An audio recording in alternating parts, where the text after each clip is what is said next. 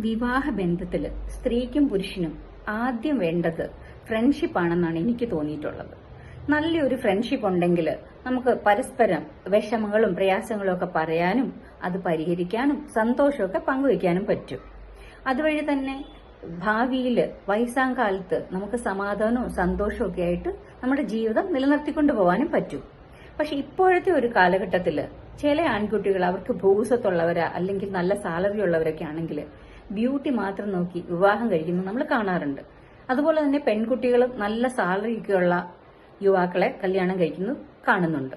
ഇത്തരം ബന്ധങ്ങളിൽ അവര് ഭാവിയിൽ ഒരു ഫ്രണ്ട്ഷിപ്പ് ഉണ്ടാക്കിയെടുത്തില്ലെങ്കിൽ പലപ്പോഴും ആ വിവാഹ മോചനത്തിലേക്കോ അല്ലെങ്കിൽ വിവാഹേതര ബന്ധങ്ങളിലേക്കോ ഒക്കെ മാറുന്നതും കാണാൻ പറ്റുന്നുണ്ട്.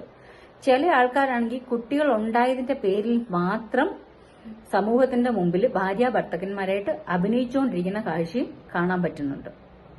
നമുക്ക് ജീവിക്കണമെങ്കിൽ പൈസ വേണം. പക്ഷെ പൈസ മാത്രം കൊണ്ട് നമുക്ക് ജീവിതത്തിൽ സന്തോഷവും സമാധാനവും ഒക്കെയുള്ള ഒരു കുടുംബജീവിതം ഉണ്ടാക്കിയെടുക്കാൻ പറ്റുമോ? പറ്റത്തില്ലെന്നാണ് എനിക്ക് മനസ്സിലായിരിക്കുന്ന കാര്യം. ഈ വിവാഹ ബന്ധത്തിന്റെ പ്രാണവായു തന്നെ ഫ്രണ്ട്ഷിപ്പിലാണെന്നാണ് എനിക്ക് തോന്നിയിട്ടുള്ളത്. അല്ലേ?